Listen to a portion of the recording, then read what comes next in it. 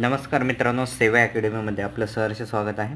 मित्रांनो, आजपासून MPSC question paper ॲनालिसिसची series चालू करतो आहे. या सिरीजमध्ये कसं असेल की सेक्शन जे काय आहे त्या सेक्शननुसार असेल, म्हणजे इतिहासचा, भूगोलचा वेगळा आणि शेवटी एक सगळं कंपाईल करून एक प्रश्नपत्रिका मी टाकेल. ठीक आहे. तर आज आपण इतिहास सेक्शन घेतो आहे. पहिला प्रश्न आहे, खालीलपैकी योग्य विधानाच्या पर्यायाची निवड करा. 3 विधान दिलेले आहे. पहिलं विधान आहे, भारतात पहिली सुती कापडाची गिरणी मुंबई येथे सुरू झाली. हे विधान बरोबर आहे. भारतात पहिली तागाची गिरणी रिसरा येथे सुरू झाली. हे पण विधान बरोबर आहे. आणि भारतातील पहिली सुती कापड गिरणी कावजची नानाभाई यांनी सुरू केली. हे पण विधान बरोबर आहे. म्हणजे तिन्ही विधान बरोबर आहे. म्हणून पर्याय क्रमांक काय येईल? A, B, C. तर आता तुम्हाला सगळ्यांना माहीत आहे की पहिली सुती कापडाची गिरणी मुंबई येथे सुरू झाली. ती 1854मध्ये आणि त्याचं नाव होतं Bombay spinning and weaving company. ठीक आहे, या नावाने सुरू झाली होती. आता पहिली तागाची गिरणी रिसरा येथे सुरू झालेली होती. हे देखील विधान सत्य आपण आहे सांगितलंच. भारतातील ते पहिली ती तागाची गिरणी होती आणि ती केव्हा चालू झाली? तर 1855 रोजी पश्चिम बंगाल रिसरा येथे चालू झाली. आणि ती कोणी चालू केली होती? स्कॉटिश व्यावसायिक जॉर्ज ॲकलंड यांनी सुरू केली. आणि या गिरणीचे नाव हे पण लक्षात असू द्या, सॅम्पडोर ज्यूट मिल. ठीक आहे. आणि तिसरं विधान सूतगिरणी संबंधितच आहे. ती कोणी चालू केली? कावजजी नानाभाई. हे आता आपण बघितलं 1854 मुंबई येथे सुरू झालेली होती. आणि कावजजी नानाभाई दावर यांची यामध्ये महत्त्वाची भूमिका होती. ते या कंपनीचे पहिली सुती कापड गिरणी जी काही होती, काय नाव होतं? लक्षात असू द्या, Bombay spinning and weaving company. याचे संस्थापक कोण होते? तर ते कावजजी नानाभाई दावर. ठीक आहे. आता पुढचा प्रश्न. ठीक आहे, पुढचा प्रश्न आहे, कोल्हापूर येथील 27व्या फलटणतील हिंदी सिपायांनी खालीलपैकी कोणाच्या नेतृत्वाखाली 31 जुलै 1857चे बंड केले होते? पहिलं ऑप्शन आहे रामजी शिरसाट, दुसरं नानासाहेब पेशवे, तिसरं रंगो बापूजी आणि चौथं भीमा नाईक. तर हे कोणाच्या नेतृत्वाखाली उठाव केलेलं होतं? तर रामजी शिरसाट. ठीक आहे. कोल्हापूर येथील 57 म्हणजे काही फलटण होती हिंदी सिपायांची, रामजी शिरसाट यांच्या नेतृत्वाखाली 31 जुलै 1857 रोजी बंड केले. हे आपण बघितलं. पण नानासाहेब पेशवे याविषयी बी थोडक्यात बघूयात. नानासाहेब पेशवे हे 1857च्या उठावातील एक प्रमुख नेते होते. त्यांनी कानपूर येथे उठावाचं नेतृत्व केलं होतं. हे लक्षात असू द्या. कोल्हापूरच्या बंडाशी त्यांचा काही थेट संबंध नाही, परंतु हेही लक्षात ठेवणं गरजेचं आहे की त्यांच्या नेतृत्वामुळे अनेक ठिकाणी सैनिकांना प्रेरणा मिळाली होती. इनडायरेक्ट संबंध. आता रंगो बापूजी हे सातारा येथील छत्रपतींचे वकील होते. त्यांनी ब्रिटिश विरोधात मोठा संघर्ष केला होता, परंतु त्यांचा सक्रिय सहभाग कोल्हापूरच्या बंडात दिसून येत नाही. त्यांनी सातारा आणि परिसरातील लोकांना संघटित करण्याचा प्रयत्न मात्र केलेला होता. भीमा नाईक हे पश्चिम खानदेशातील एक महत्त्वपूर्ण किंवा महत्त्वाचे क्रांतिकारक होते. त्यांनी आपल्या अनुयायांच्या मदतीने ब्रिटिशाविरुद्ध लढाया केलेल्या होत्या. त्यांचं कार्यक्षेत्र मात्र कोल्हापूर नव्हता, म्हणून या प्रश्नाशी त्यांचा संबंध नाही. आता तिसरा प्रश्न बघा, सती प्रथेबद्दल शास्त्राच्या संमतीने केलेला खून असे खालीलपैकी कोणी म्हटले? ऑप्शन आहे 1 लाड बेटी, दुसरं आहे महात्मा फुले, तिसरं आहे राजाराम मोहन राय यांनीच ते म्हटलेलं होतं, आणि चौथं ऑप्शन आहे ईश्वरचंद्र विद्यासागर. आता हे तुम्हाला माहिती आहे की राजाराम मोहन राय यांनी म्हटलेलं होतं, पण का? हे पण लक्षात असू द्या. कारण राजाराम मोहन राय एक थोर समाजसुधारक आणि ब्रह्मो समाजाचे संस्थापक होते. त्यांनी 19व्या शतकात भारतीय समाजाला असलेल्या अनेक अन्यायकारक रूढी परंपरा यांच्याविरुद्ध संघर्ष केलेला होता. त्यापैकीच काय? सतीप्रथा ही एक प्रथा होती. ती अत्यंत अमानुषी प्रथा होती. या प्रथेनुसार काय होतं की पतीच्या मृत्यूनंतर पत्नीला त्याच्या चितेवर जिवंत जाळत असे. काय? पतीचं निधन झालं, मृत्यू झाला कसे बी, तरी बी पत्नीला त्याच्या चितेवर जिवंत जाळले जात असे. ठीक आहे, हे लक्षात असू द्या. राजाराम मोहन राय यांनी या प्रथेला कठोर विरोध केला होता आणि त्यांनी धार्मिक ग्रंथाचा सखोल अभ्यास करून हे सिद्ध केलं होतं की सती प्रथेला कोणत्याही धार्मिक ग्रंथामध्ये मान्यता नाही. हे खूप महत्त्वाचं काम आहे. याच्यावरती इनडायरेक्टली प्रश्न येऊ शकतो. त्यांनी आपल्या लेखणीतून आणि भाषणामधून या प्रथेच्या विरोधात खूप मोठ्या प्रमाणामध्ये जनजागृती केली. त्यांनी सतीप्रथेला शास्त्राच्या संमतीने केलेलं खून असे संबोधून तिची भीषणता आणि अन्यायकारक स्वरूप जगासमोर आणले, समाजासमोर आणले आणि त्याच्या अथक प्रयत्नामुळेच ही गोष्ट लक्षात ठेवणं गरजेचं आहे. लॉर्ड विल्यम बेटी जे काही पर्याय 1 आहे यांनी 1829 सतीबंदीचा कायदा केला आणि याच्यासाठी प्रयत्न कोणाचे येतं तर राजाराम मोहन राय यांनी पुढाकार करून यांनी समाजामध्ये जागृती केली आणि प्रेशर आणलं लॉर्ड बेटिकवरती 1829 सतीबंदी कायदा करण्यासाठी. ठीक आहे. आता पुढचा प्रश्न जोड्या लावा आहे. बघा, प्रार्थना समाज, आता मी इसवी वाचत नाही, कन्फ्युजन होणार, तुम्ही स्क्रीनवर बघून घेऊ शकता. सत्यशोधक समाज, सार्वजनिक सभा आणि आर्य समाज यांचं काय करायचं आपल्याला, स्थापना वर्ष लिहायचं आहे. म्हणजे कन्फ्युजन नको वाढायला म्हणून मी उच्चार केला नाही. आता मी योग्य जे काही उत्तर आहे ते पर्याय क्रमांक 3 आहे ते सांगतो. प्रार्थना समाजाची स्थापना 1867 साली झाली होती. सत्यशोधक समाजाची स्थापना 1873 साली झाली होती आणि सार्वजनिक सभाची स्थापना 1870 साली आणि आर्य समाज राहिलेला ऑप्शन एकच आहे, तो म्हणजे 1875. ठीक आहे. आता प्रार्थना समाज 1867 साली ते कोणी स्थापन केला, न्यायमूर्ती महादेव गोविंद रानडे, आत्माराम पांडुरंग आणि इतर समाजसुधारकांनी मुंबई येथेही प्रार्थना समाजाची स्थापना केली होती. या समाजाचा उद्देश एकेश्वरवादाचा प्रसार करणे, मूर्तिपूजा आणि कर्मकांडाला विरोध करणे तसेच धार्मिक सुधारणा करणे हा होता आणि स्त्रियांचे शिक्षण आणि विधवा पुनर्विवाह यासारख्या कार्यांना समाजाने प्रोत्साहन दिलेले होते, हे लक्षात घ्या. दुसरा ऑप्शन होता सत्यशोधक समाज, याची स्थापना 1873 साली आपण बघितलं. ती कोणी केली होती, महात्मा ज्योतिबा फुले यांनी महाराष्ट्रात सत्यशोधक समाजाची स्थापना केली. या समाजाचा मुख्य उद्देश समाजातील गरीब आणि मागासलेल्या लोकांसाठी, विशेषतः शूद्रासाठी शिक्षण आणि सामाजिक समता प्राप्त करणे हा होता. लक्षात असू द्या, याचा उद्देश काय होता, समाजातील गरीब आणि मागासलेले लोकांसाठी, विशेषतः कशासाठी, शूद्रांसाठी शिक्षण आणि सामाजिक समता प्राप्त करणे हा होता. ब्राह्मी वर्चस्व आणि जातीय भेदभावाविरुद्ध समाजाने मोठ्या प्रमाणामध्ये आवाज उठवलेला होता. आता सार्वजनिक सभा 1870, न्यायमूर्ती महादेव गोविंद रानडे आणि गणेश वासुदेव जोशी म्हणजे सार्वजनिक काका यांनी पुणे येथे सार्वजनिक सभेची स्थापना केली. केव्हा, 1870. या संस्थेचा उद्देश काय होता, लोकांमध्ये राजकीय जागरूकता निर्माण करणे, त्यांच्या समस्या सरकारपर्यंत पोहोचणे आणि सार्वजनिक हिताच्या कार्याला प्रोत्साहन देणे हा या समाजाचा उद्देश होता. त्याच्यानंतर आर्य समाज 1875 साली त्याची स्थापना झाली. कोणी केली, स्वामी दयानंद सरस्वती यांनी मुंबई येथे आर्य समाजाची स्थापना केली. या समाजाचा मुख्य उद्देश वेदाकडे परत जाणे, वैदिक धर्माचे पुनर्जीवन करणे आणि समाजात धार्मिक व सामाजिक सुधारणा घडवून आणणे हा होता. मूर्तिपूजा, बालविवाह आणि जातीय भेदभावाला समाजाने विरोध केला. लक्षात घ्या, वेदाकडे चला असं जरी त्यांनी हाक दिली असेल तरी मूर्तिपूजा, बालविवाह आणि जातीय भेदभावाला आर्य समाजाने विरोध केलेला होता, हे लक्षात ठेवा. आता पुढचा 5वा प्रश्न. 1909 कामगार हितवर्धक सभा या संघटनेची स्थापना करून कामगारांना शिक्षण, कायदेशीर सल्ला देण्याचे काम खालीलपैकी कोणत्या व्यक्तीने केले? शिवाजी नरे, सीताराम बोले, हरिहर सोनुले आणि बॅरिस्टर हरिश्चंद्र तालचेरकर. अचूक उत्तर आहे शिवाजी नरे, सीताराम बोले आणि हरिश्चंद्र तालचेरकर. म्हणजे हरिहर सोनुले हे पर्यायामध्ये सोडलं तर बाकीचे सर्व आहेत. बघा की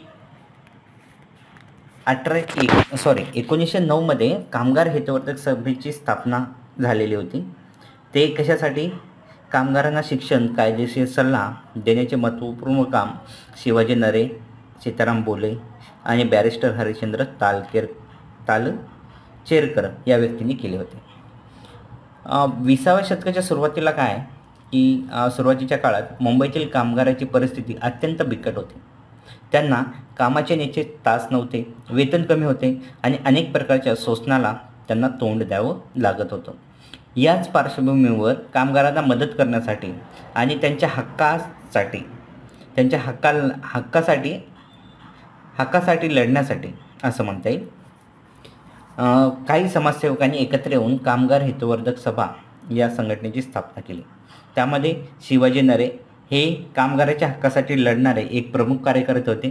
त्यांनी कामगारांना संघटित करण्याचे आणि त्यांच्या समस्या सरकार दरबारी मांडण्याचे कार्य केले. लक्षात असू द्या, शिवाजी नरे यांनी कामगारांना संघटित तर केलेच, त्यांच्या समस्या सरकार दरबारी मांडण्याचं काम त्यांनी केलेलं आहे. आता शिवाजी बोरले हे देखील कामगार चळवळीतील एक महत्त्वाचे नेते आहेत. त्यांनी कामगारांना शिक्षण देण्यासाठी आणि त्यांच्या सामाजिक जागृती निर्माण करण्यासाठी प्रयत्न केले. काय त्यांचं महत्त्वाचं कार्य काय? कामगारांना शिक्षण देणं आणि सामाजिक जागृती, हे लक्षात ठेवा. आता बॅरिस्टर हरी तालचेरकर, लक्षात घ्या, हे बॅरिस्टर म्हणजे वकील होते. त्यांनी कामगारांना त्यांच्या हक्काबाबत कायदेशीर सल्ला देण्याचे महत्त्वपूर्ण काम केलेले आहे. त्यांनी कामगारांना कायद्याच्या माध्यमातून न्याय मिळवून देण्यासाठी मदत केलेली आहे. या तिघांनी एकत्र येऊन कामगार हितवर्धक सभेच्या माध्यमातून कामगाराच्या जीवनात सकारात्मक बदल घडवून आणण्यासाठी महत्त्वाचे योगदान तिघांनी दिलेले आहे. त्यांनी कामगारांना शिक्षण देऊन त्यांच्या ज्ञानात भर घातली, त्यांना त्यांच्या कायदेशीर अडचणी समजून घेऊन त्यांना योग्य मार्गदर्शन केले आणि त्यांच्या हक्कासाठी संघर्ष केलेला आहे.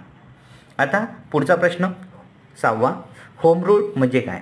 आपल्या देशाचा कारभार प्राप्त करून घेणे, स्वराज्य प्राप्त करून घेणे, इंग्रजाच्या जोखडातून मुक्त होणे आणि स्वशासनास प्रतिकार करणे. ऑब्वियसली इथे दिसतं की पर्याय क्रमांक ड सोडून सगळं आहे. स्वशासनास प्रतिकार करणे नाही, स्वशासन आणणे म्हणजे स्वराज्य प्राप्त करणे हाच त्याचा उद्देश होता. ठीक आहे, सरळ सरळ दिसून येतं. म्हणजे 1, 2, 3 चौथं पर्याय चुकीचा आहे. म्हणजे चौथं विधान स्वशासनास प्रतिकार करणे हे चुकीचे आहे, बाकी सगळे बरोबर आहे.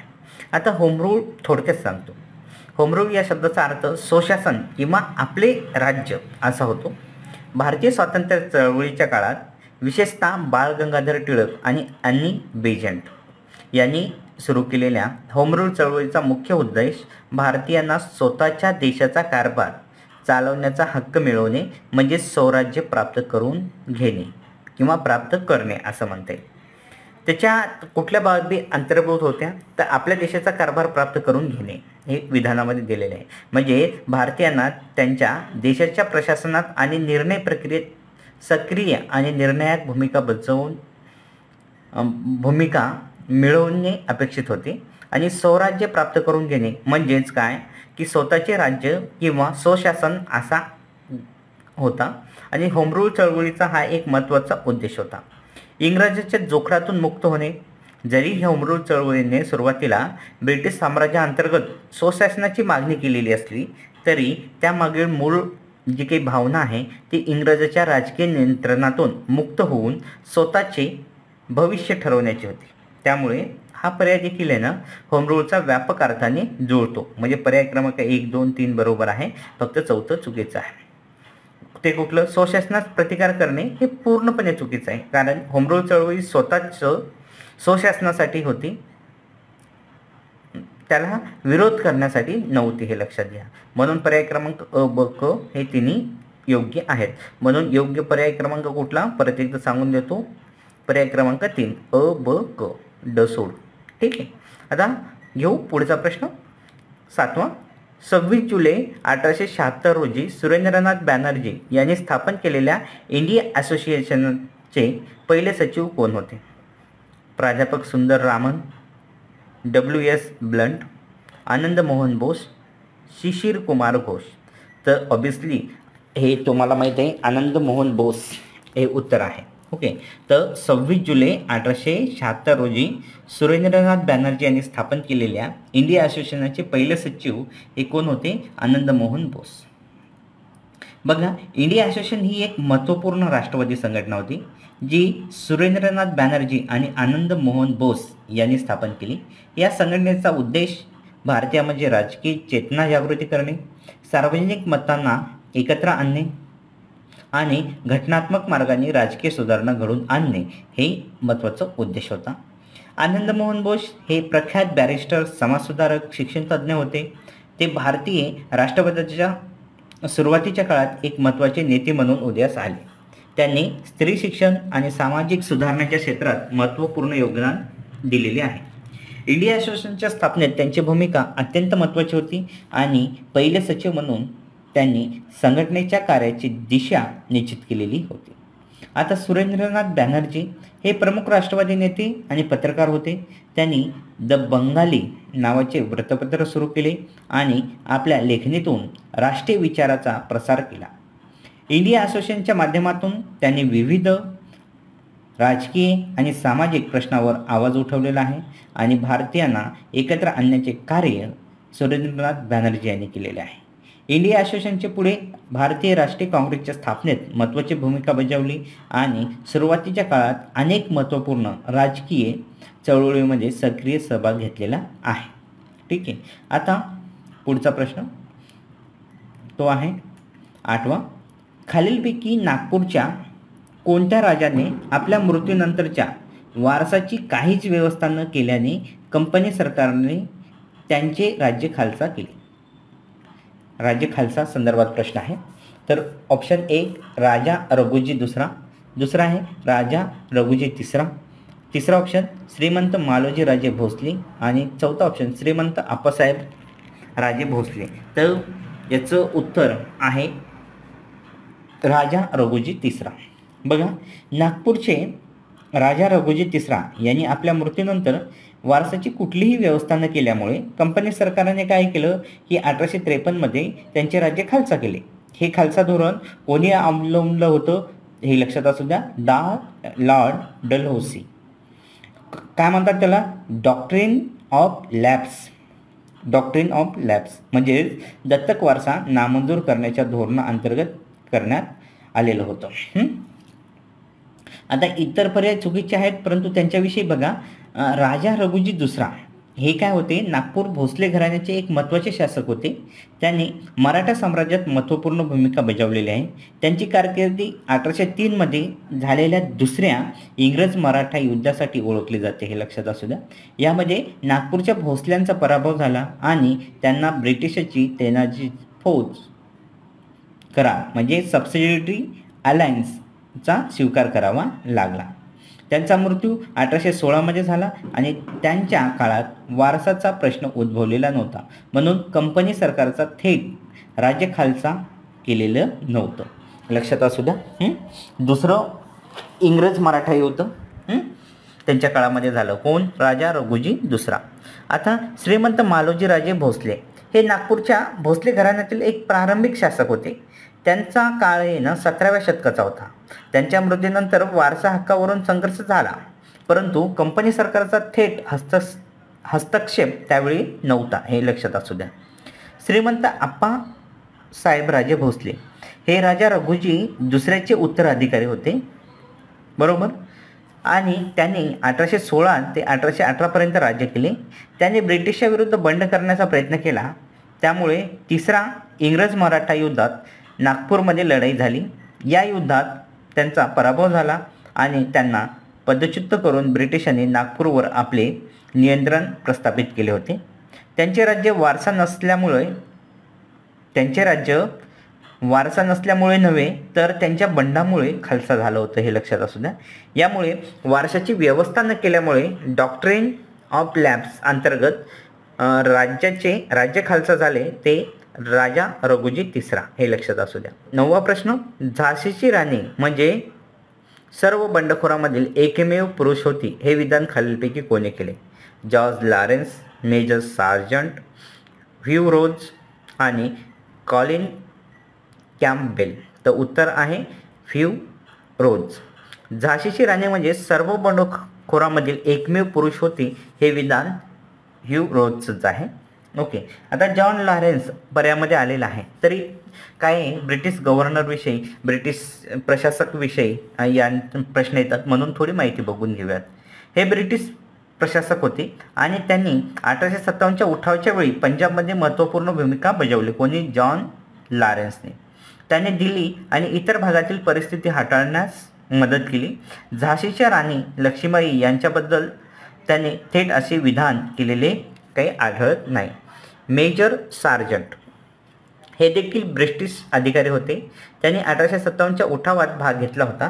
त्यांनी अनेक ठिकाणी विरुद्ध लढा दिला. मात्र झाशीची राणी लक्ष्मीबाई यांच्या शौर्याबद्दल फिरोज यांनी हे उद्गार काढलेले नाही. कुठलं उद्गार काढलेलं नाही, तर बंडखोरामधील एकमेव पुरुष. ठीक आहे. आता चौथा ऑप्शन राहिला कॉलिन कॅम्पबेल. हे ब्रिटिश लष्करी अधिकारी होते आणि त्यांनी 1857च्या उठावात महत्त्वाची भूमिका बजावली. त्यांनी कानपूर, लखनौ येथील बंड मोडून काढण्यामध्ये यश मिळवलेले होते. झाशीची राणी लक्ष्मीबाई यांच्याबाबत थेट त्यांचा सामना झाला नाही आणि त्यांचंही हे काही विधान नाही. आता फिरोज जे काही होते ते ब्रिटिश सैन्य अधिकारी होते आणि त्यांनी 1857च्या उठावात मध्य भारतातील बंडाळी मोडून काढण्यास महत्त्वाची भूमिका बजावली. झाशीची राणी लक्ष्मीबाई यांच्या नेतृत्वाखाली सैन्याशी त्यांचा अनेक ठिकाणी सामना झाला. राणी लक्ष्मीबाई यांचे शौर्य, धाडस आणि युद्ध कौशल्य पाहून ते अत्यंत प्रभावित झाले होते. त्यांच्या पराभवानंतर फिरोज यांनी हे उद्गार काढले, बंडखोरापैकी एकमेव पुरुष. बरोबर.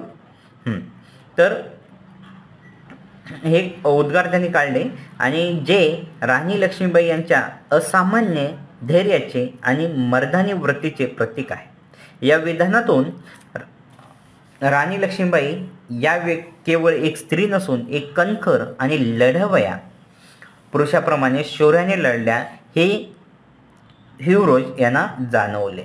आता शेवटचा इतिहासचा प्रश्न राहिलेला आहे 10वा.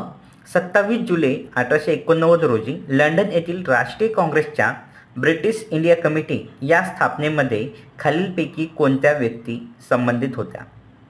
अ. Philip Front, Brian Bradley, sir Allan Holmes Digby, Dadabhai Naoroji, Umeshchandra Banerjee, Wedderburn, W.S. Caine. तर योग्य उत्तर आहे ब क ड म्हणजेच sir Allan Holmes Digby, Dadabhai Naoroji, Umeshchandra Banerjee, Wedderburn आणि केन. बरोबर. फक्त फिलिप फ्रंट आणि ब्रेन ब्रॅडले हे याच्यामध्ये ब्रिटिश इंडिया कमिटीच्या स्थापनेमध्ये त्यांचा संबंध नव्हता. ओके. ब्रिटिश इंडिया ही जे ना 27 जुलै 1889 लंडन येथे राष्ट्रीय काँग्रेसच्या ब्रिटिश इंडिया कंपनीची स्थापनेमध्ये कुठल्या व्यक्ती होत्या? तर सर ॲलन होम्स यांचा डायरेक्ट संबंध दिसतो. दादाभाई नौरोजी आणि वेडरबर्न. बरोबर. हे डायरेक्टली आपल्याला बऱ्याच पुस्तकामध्ये यांचं नाव वाचायला भेटतं. आता फिलिप फ्रंट आणि ब्रेन ब्रॅडले या व्यक्ती ब्रिटिश इंडिया कंपनीच्या स्थापनेवेळी संबंधित नव्हत्या, परंतु फिलिप्स फ्रंट हे एक ब्रिटिश कम्युनिस्ट कार्यकर्ते होते आणि त्यांचा संबंध भारतीय स्वातंत्र्य चळवळीच्या नंतरच्या काळात डाव्या चळवळी जे काही झाल्या, डाव्या विचारसरणीशी त्यांचा संबंध आहे. ब्रेन ब्रॅडले हे देखील ब्रिटिश कम्युनिस्ट नेते आणि कामगार चळवळीचे कार्यकर्ते होते. त्यांनी भारतीय स्वातंत्र्य लढ्याला पाठिंबा दिला, पण ते ब्रिटिश इंडिया कंपनीच्या स्थापनेत सहभागी नव्हते. सर ॲलन होम्स हे भारतीय राष्ट्रीय काँग्रेसचे एक संस्थापक सदस्य आणि महत्त्वाचे नेते होते. त्यांनी काँग्रेसच्या कार्याला इंग्लंडमध्ये पाठिंबा मिळवण्यासाठी ब्रिटिश ईस्ट इंडिया कंपनीच्या स्थापनेत सक्रिय भूमिका बजावलेली होती. दादाभाई नौरोजी तुम्हाला माहितीच आहे, भारतीय राष्ट्रीय काँग्रेसचे एक प्रमुख नेते आणि grand old man of India म्हणून ओळखले जातात. ते अनेक वेळा काँग्रेसचे अध्यक्ष होते आणि त्यांनी इंग्लंडमध्ये भारताच्या समस्या मांडण्यासाठी महत्त्वपूर्ण कार्य केले. विशेष म्हणजे ब्रिटिश ईस्ट इंडिया कमिटीच्या स्थापनेत त्यांचा सक्रिय सहभाग होता. आता विल्यम वेडरबर्न हे एक ब्रिटिश संसद सदस्य आणि भारतीय स्वातंत्र्य चळवळीचे सहानुभूतीदार होते. ते भारतीय राष्ट्रीय काँग्रेसचे अध्यक्ष देखील होते आणि त्यांनी इंग्लंडमध्ये ब्रिटिश इंडिया कमिटीच्या माध्यमातून भारताच्या हितासाठी वकिली केली. उमेशचंद्र बॅनर्जी हे भारतीय राष्ट्रीय काँग्रेसचे पहिले अध्यक्ष आणि त्यांच्याही ब्रिटिश ईस्ट इंडिया कंपनीच्या स्थापनेत सहभाग होता. त्यामुळं पर्याय क्रमांक 4 म्हणजे ब क ड म्हणजे अ सोडून हे सर्व उत्तर योग्य आहेत. धन्यवाद. व्हिडिओ आवडला तर लाईक करा, आपल्या मित्रांसोबत शेअर करा आणि जे काही आपले वेगवेगळे सेक्शन असतात तर त्या सगळ्या सेक्शनचा हा एकत्रित व्हिडिओ पण येईल आणि अभ्यास करताना हे सोपं जावं या उद्देशाने मी हे केलेलं आहे. आता प्रश्नपत्रिका आली तशी आहे, पण हे नंतर शॉर्टलिस्ट मी घटकनिहाय पण होऊन जाईल, जेणेकरून तुमचा अभ्यासाला योग्य ती गती मिळेल. ठीक आहे, चला भेटूयात पुढच्या व्हिडिओमध्ये.